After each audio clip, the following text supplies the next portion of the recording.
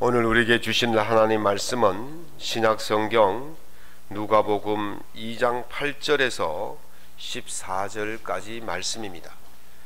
제가 갖고 있는 신약성경 89면에 있습니다. 누가복음 2장 8절에서 14절까지 말씀을 우리 함께 한 목소리로 낭독하겠습니다. 그 지역의 목자들이 밤에 밖에서 자기 양떼를 지키더니 주의 사자가 곁에 서고 주의 영광이 그들을 두루 비추매 크게 무서워하는지라. 천사가 이르되 무서워하지 말라. 보라, 내가 온 백성에게 미칠 큰 기쁨의 좋은 소식을 너희에게 전하노라. 오늘 다윗의 동네에 너희를 위하여 구주가 나셨으니 곧 그리스도 주시니라. 너희가 가서 강보에 쌓여 구유에 누워 있는 아기를 보리니 이것이 너희에게 표적이라 하더니 호련히 수많은 천군이 그 천사와 함께 하나님을 찬송하여 이르되 지극히 높은 곳에서는 하나님께 영광이요 땅에서는 하나님이 기뻐하신 사람들 중에 평화로다 하니라. 아멘. 평화의 왕으로 오신 예수님이란 제목으로 하나님 은혜의 말씀을 함께 나누고자 합니다. 지난 수요일 날 많은 눈이 내렸습니다. 그래서 온 도로가 미끄럽고 차량 통행에 어려움이 많았고 행인들의 걸음이 많이 힘들었습니다. 출근해서 보니까 교회 주변이 온통 눈밭이었습니다. 특별히 교회 앞 그 내리막길은 사람도 차도 지나갈 수 없을 정도로 미끄러웠습니다. 그래서 제가 작업복을 갈아입고 큰 도로에 나가면 제 사람 속에 여마 칼슘이 있습니다. 그것을 가져와서 교회 주변을 다 뿌렸습니다. 한참 뿌리는데 어떤 차량 운행자가 제게 막 화를 내는 거예요. 왜 이렇게 늦게 뿌리냐고. 그래서 제가 죄송합니다 그러면서 웃으면서 보냈습니다. 아마 제가 공무원인 줄 알았는 마음. 또 이제 한참 뿌리는데 어떤 행인이 수고하십니다. 그래서 제가 고맙습니다 하고 인사하면서 보냈죠. 그렇게 한 10여 분 뿌리고 나니까 눈이 녹았어요. 그러면서 차량이나 행인이 다니는데 많이 한결 쉬워졌죠. 불과 1시간도 안 된 그 시간 안에 사람들이 굉장히 짜증을 내고 불만스럽던 그 모습들이 몇십 분 만에 평화로운 모습, 그래서 골목 안이 평온하게 되었습니다. 평화라는 말은 이 평자는 평평할 평자, 바르게 할 평자, 곧을 평자 뭐 이렇게 씁니다. 그리고 화자는 보시면 논에 벼 있죠. 벼의 모습과 입구자의 모습입니다. 그래서 사람이 음식을 먹을 때의 모습이 바로 화자입니다. 평화는 뭐냐? 모든 사람들이 골고루 고르게 음식을 같이 나누어 먹는 모습이 바로 평화다, 그렇게 말합니다. 이 평화의 상태가 뭐냐면 바로 평온입니다. 평자는 말 그대로 바르게 한다는 뜻이고, 온자는 곡식을 거두어 드린다, 이런 뜻이 있습니다. 농부가 논에 봄에 씨를 뿌려서 가을에 풍성한 곡식을 거다 드리면 기분이 좋잖아요. 평온하잖아요. 마음에 동요가 없는 것이죠. 그런데 내가 수고했는데 수고한 대가를 거두지 못한다면 그 농부는 마음에 평온하지 못합니다. 그래서 평온은 수고한 대가대로 보상을 받는 것이 바로 평온이다, 그렇게 말합니다. 그래서 골고루 음식을 먹는 것이 평화고 그 수고한 대가로 나눌 수 있는 것이 바로 평온이다, 그렇게 말합니다. 신학대전을 쓴 토마스 아퀴나스라는 유명한 신학자가 있습니다. 그 사람은 신학대전이라는 책을 한 권 쓰고 로만 가톨릭에서 성인의 반열에 오른 사람입니다. 이 사람이 평화에 대해서 이야기하기를 어거스틴이라는 사람의 그 이야기를 가지고 평화를 설명을 했습니다. 어거스틴은 정돈된 일치가 평화다 그랬어요.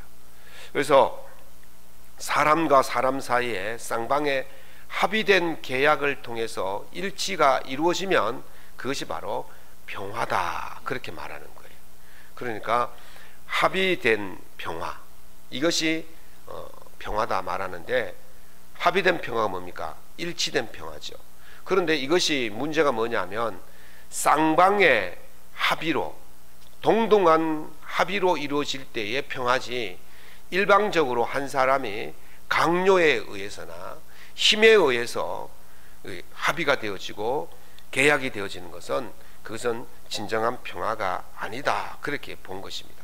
다시 말씀드리면 합의된 일치라는 것은 쌍방의 욕구가 일치되었다라는 것을 말합니다. 여러분과 제 욕구가 일치되어질 때 평화가 이루어지는 거예요. 여러분의 욕구와 제 욕구가 일치가 안 되면 그건 평화가 안 되는 거예요. 그래서 일치된 욕구, 이것이 바로 평화다, 그렇게 말합니다. 창세기 1장에 보면 세상에서 가장 평화로울 때의 모습을 보여주고 있습니다. 하나님께서 직접 창조하신 땅과 물과 공중에 말씀하시기를, 땅은 식물을 내고 짐승들이 살 수 있도록 해라. 물은 고기들이 살 수 있도록, 물고기들이 살 수 있도록 해라. 하늘은 새들이 살 수 있도록 해라. 그렇게 하셨더니 땅은 식물을 내고 짐승이 살 수 있게 하고, 물은 물고기들이 살 수 있게 하고, 하늘은 새가 살 수 있도록 그렇게 했습니다. 그래서 그것을 하나님께서 보시기에 좋았더라, 그렇게 말씀하신 거예요. 하나님께서 보시기에 좋았던 그 세상은 가장 아름다운 세상이고 가장 평화로운 세상이었다는 것입니다. 다시 말하면 그것이 바로 하나님 나라의 모습입니다. 이사야 11장 6절에서 9절에 보면 하나님 나라의 모습을 이렇게 표현하고 있습니다. 이리가 어린 양과 함께 살며 표범이 어린 염소와 함께 누우며 송아지와 어린 사자와 살찐 짐승이 함께 있어 어린 아이에게 끌리며 암소와 곰이 함께 먹으며 그것들의 새끼가 함께 엎드리며 사자가 소처럼 풀을 먹을 것이며 젖먹는 아이가 독사의 구멍에서 장난하며 젖된 어린아이가 독사의 굴에 손을 넣을 것이라. 내 거룩한 산 모든 곳에서 해됨도 없고 상함도 없느니라. 아멘. 다시 말씀드리면 하나님 나라는 서로 다툼이나 분쟁이 없고 서로에게 상함이 되지 않고 서로에게 해됨이 없는 그런 모습이 바로 하나님 나라의 모습이라는 거예요. 여기서 어린 아이라는 것을 빼버리고 아담과 하와를 넣어보세요. 에덴 동산의 모습이 바로 그런 모습이었어요. 거기에는 해됨도 없고 상함도 없고 사나운 짐승과 온순한 짐승이 함께 어우러져서 살아가는 거예요. 아담과 하와가 독사와 장난을 치고 놀아도 아무 문제가 없었던 그런 곳이 바로 태초의 에덴 동산이었어요. 그래서 하나님께서 그것을 보시기에 좋았더라, 그렇게 말씀하신 것입니다. 서로 존중하며 서로 사랑하며 서로 합의된 사항을 잘 지키며 살아갔던 태초의 평화의 모습이 바로 에덴 동산의 모습이었습니다. 그런데 평화가 깨어집니다. 평화가 깨어진 이유가 무엇입니까? 평화가 깨어졌다는 것은 합의된 일치가 사라졌다는 것을 의미합니다. 운전자는 정해진 도로를 표지나 신호등이나 이것을 통해서 규칙적으로 지나갑니다. 그래서 이 운전자 표지나 도로의 속도나 또 신호등이나 그것은 합의된 일치점이에요. 그런데 어떤 운전자는 신호를 무시합니다. 어떤 운전자는 갑자기 그 지시등도 켜지 않고 끼어들기를 하죠. 그럼 어떻습니까? 운전하시는 분들 어떻습니까? 왕 짜증나죠. 예, 막 분노가 폭발합니다. 어떻게 저럴 수 있냐 그러면서 좀 심지어는 말이죠, 막 쌍욕이 나오고 그렇게 하죠. 그런데 이게 혼자 그러면 혼자만의 평온이 깨어집니다. 그런데 이것이 혼자 끝내는 것이 아니고 어떻게 합니까? 자기의 동요된 마음, 깨어진 이 평온이 밖으로 나오게 되어지죠. 상대방을 향해 손가락질하게 되어지고 소리를 지르게 되어지고 그러되면 어떻게 됩니까? 갈등이 유발되어집니다. 이것은 바로 내 권리를 찾겠다는 거죠.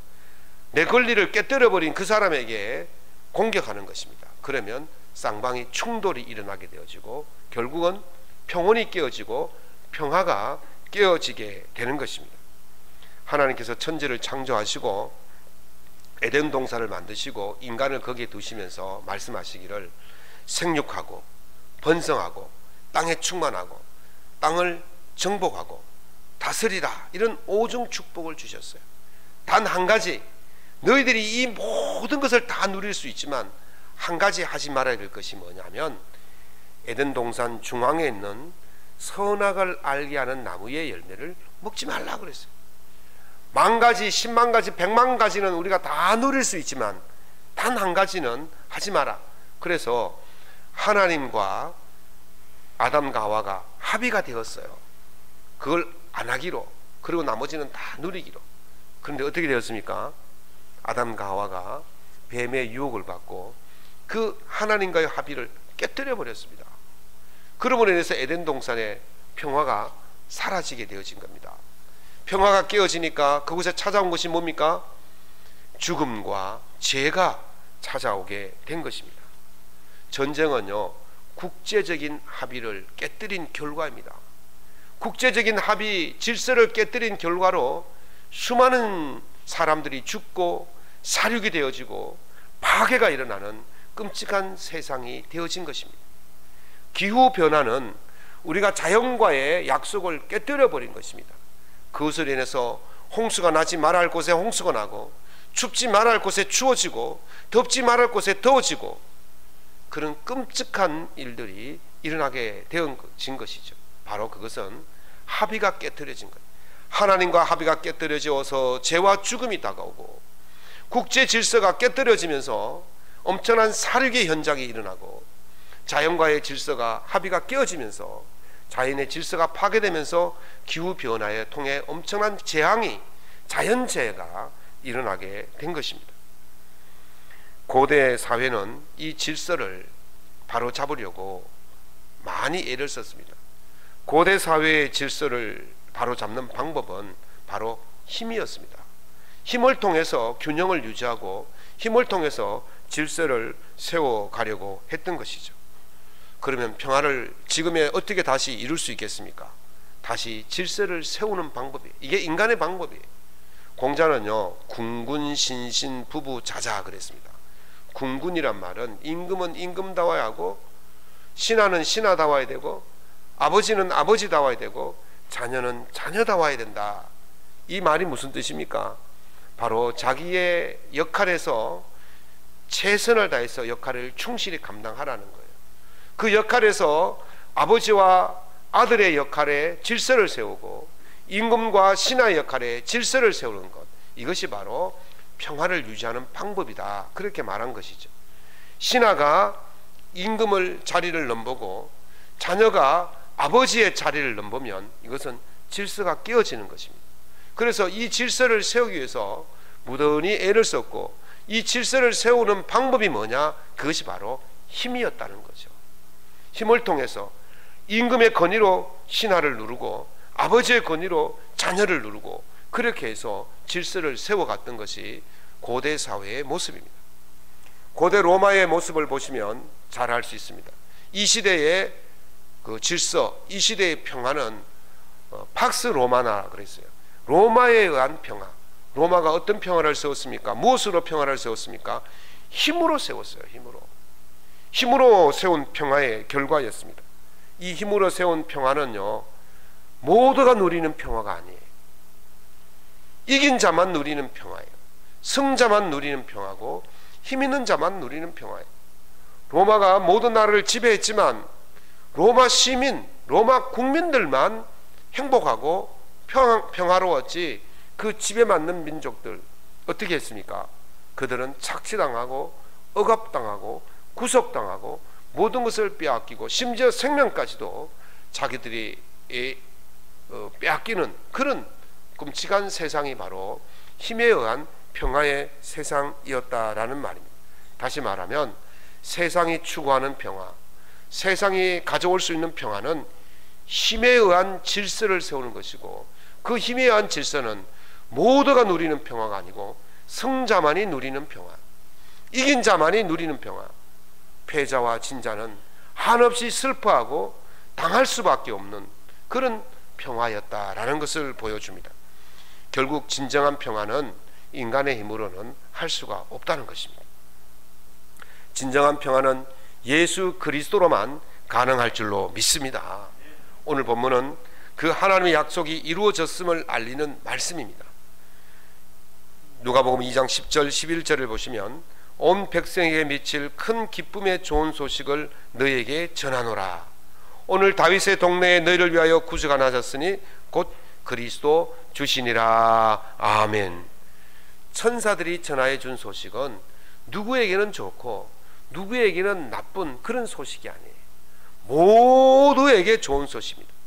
인류 모두에게 미치는 큰 기쁨의 소식인 줄로 믿습니다. 세상의 법칙은, 세상의 질서는, 세상의 평화는 승자는 평화롭고 승자는 누리지만 패자는 슬프고 패자는 빼앗길 수밖에 없는 것이 세상의 평화입니다. 그러나 우리 주님이 주신 평화는 모두가 누리는 평화인 줄로 믿습니다. 모두에게 기쁨이 되는 소식인 것입니다. 세상의 평화가 아니라 그리스도의 평화를 오늘 이곳에 우리에게 주시겠다고 말씀하십니다. 그런데 이 평화는 승자의 누리는 평화가 아니고 승자가 대가를 치르는 평화가 바로 그리스도의 평화인 것입니다. 하나님의 평화는 그리스도가 대가를 지르심으로 말미암아 모두가 누리는 평화를 만들어 주셨습니다. 예수께서 대가를 지급하여 주셨습니다. 이사야 53장 5절에 보면 그가 찔림은 우리의 허물 때문이요 그가 상함은 우리의 죄악 때문이라. 그가 징계를 받음으로 우리가 평화를 누리고 그가 채찍에 맞음으로 우리가 나음을 받았도다. 그렇게 말씀하십니다. 그냥 되어진 평화가 아니에요. 힘으로 눌리는 평화가 아니라 희생으로 모두에게 대가를 지불하고 주시는 평화였다는 것입니다. 예수님께서 치르신 대가는요 그냥 단순한 대가가 아니었습니다. 예수님이 치르신 대가는 생명을 내놓는 대가였습니다. 죄로 인하여 영원히 죽을 수밖에 없는 이 우리를 구원하시기 위해서 그리스도의 생명을 값으로 주시고 우리를 구원하여 주신 것입니다. 그래서 그리스도의 탄생이 우리에게 기쁨이 되는 것입니다. 그래서 오늘 본문 말씀에 하나님이 기뻐하신 사람들 중에 평화로다 말씀하십니다. 무슨 말이냐면 하나님의 평화를 받아들이는 자만이 기쁨을 누릴 수가 있다는 것입니다. 예수 그리스도를 평화의 구세주로 믿고 그분을 나의 구원자로 믿으면 그곳에 기쁨이 있게 될 줄로 믿습니다. 모두에게 평화를 주시고 모두에게 기쁜 소식이지만 그 기쁨을 누릴 수 있는 사람은 그리스도를 나의 구주로 받아들이는 사람만이 평화를 누릴 수 있다, 기쁨의 소식이 될 수 있다는 것을 말씀하고 있는 것입니다. 그럼에도 불구하고 세상은 여전히 평화가 없습니다. 예수 그리스도가 우리에게 평화를 주시기 위해서 오셨지만, 평화로 주시기 위해서 모든 대가를 지불하셨지만은 여전히 세상은 평화롭지 않습니다. 이유는 간단합니다. 평화를 누릴 줄 모르기 때문에 그렇습니다. 진정한 평화는 예수 그리스도를 영접하고 그 평화의 근본이신 예수를 따라 살아갈 때에 진정한 평화가 임하게 되는 것입니다. 토마스 아퀴나스는 그 평화를 사랑의 결과다 그렇게 말씀하셨습니다. 하나님께서 우리를 너무도 사랑하셨기 때문에 예수 그리스도를 통하여 우리 죄를 대신 지시고 우리에게는 평화를 주셨습니다. 그러므로 이 평화를 만들기 위해서는 우리 또한 예수 그리스도처럼 사랑의 덕을 쌓아야 되는 거예요. 사랑의 덕을 쌓고 예수님을 따라 살 때에 진정한 평화가 이루어지는 것입니다. 그런데 문제는요, 이 하나님의 지구하신 사랑은 하나님의 성품이에요. 우리 성품은요, 사랑이라는 것이 없어요. 뭐 사랑합니다 말하고, 사랑합니다 그러고, 사랑해서 결혼하고, 뭐 사랑해서 선물 주고받고 그러지만 사실 그것은요 진정한 사랑이 아니에요. 이 사랑이 우리 속에는 존재할 수가 없어요. 그래서 우리는 하나님을 따라서 사랑하는 것처럼 사랑하는 거예요. 그러나 완전한 사랑이 아니고는 완전한 평화를 이룰 수가 없는 거죠. 그럼 어떻게 해야 됩니까? 평화를 이루어야 되는데 어떻게 해야 되냐면 대안이 있어요. 제가 대안을 제시합니다. 그 대안이 뭐냐면 관용입니다. 볼테르라는 철학자는 이 관용을 인간이 가진 가장 멋진 재능이다 그랬어요. 성품은요 태어날 때부터 가지고 있는 게 성품이잖아요. 그래서 그걸 우리가 사용해야 되는데 이 사랑이라는 성품은 본래 우리 속에 없어요. 그 대신에 우리에게 무엇이 있느냐 하면 관용이라는 것이 우리 속에 있다는 거죠. 그래서 이 누구에게나 있는 재능이기 때문에 다 사용할 수가 있는 겁니다. 나는 재능이 없어서 못해요 라고 할 수 없는 것이 바로 관용이에요. 그래서 바울 사도는 빌립보에서 너희 관용을 모든 사람에게 알게 하라, 주께서 가까우시니라 그랬으면, 우리에게 관용이 없다면 관용을 하라고 말하지 않았을 거예요. 우리 속에 관용이 있기 때문에 관용을 베풀며 살라. 왜? 예수님이 오실 때 그 관용을 보시고 우리에게 상급을 주시기 때문에 그렇습니다. 그래서 관용을 베풀라고 말하는 거예요. 프랑스에서는 관용을 톨레랑스라 그래요. 톨레랑스라 그러는데 이 톨레랑스는 프랑스의 정신이다 그렇게 말합니다. 그건 이 프랑스에서 말하는 톨레랑스, 관용은 뭐냐? 그것은요 나와 다른 사람의 차이를 인정하는 거예요. 나와 다른 사람을 포용하는 거예요. 나와 다른 사람을 이해하는 거예요. 그래서 나와 다르기 때문에 갈등을 일으키고 분열하고 싸우는 것이 아니라 나와 다르지만 그 사람을 이해하고 수용하고 포용하고 받아들이는 것, 이것이 바로 관용이라는 것이죠. 이럴 때 세상에 평화가 시작되어지는 거예요. 프랑스 사람들이 왜 이 관용을 중요시 여기냐면 영국은 명예혁명이라 그래서 피 한 방울 흘리지 않고 그 군주제도에서 민주주의제로 바꾸었습니다. 그러나 프랑스는 이 피해 혁명을 일으켰어요.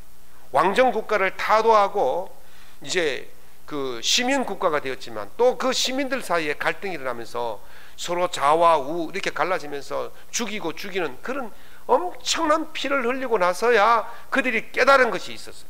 그것이 뭐냐면 서로 다른 사람, 차이가 나는 사람을 같이 가야 되는구나, 품고 가야 되는구나. 이것이 바로 프랑스의 정신이 된 것입니다. 수많은 피를 흘리고 수많은 고통을 당한 뒤에 그들이 깨달은 것이 뭐냐면 바로 관용이었다 그렇게 말하는 것입니다. 그래서 없는 관용을 쓰라는 게 아니에요. 여러분에겐 관용이라는 재능이 다 있어요. 그게 크고 작을 수는 있어요.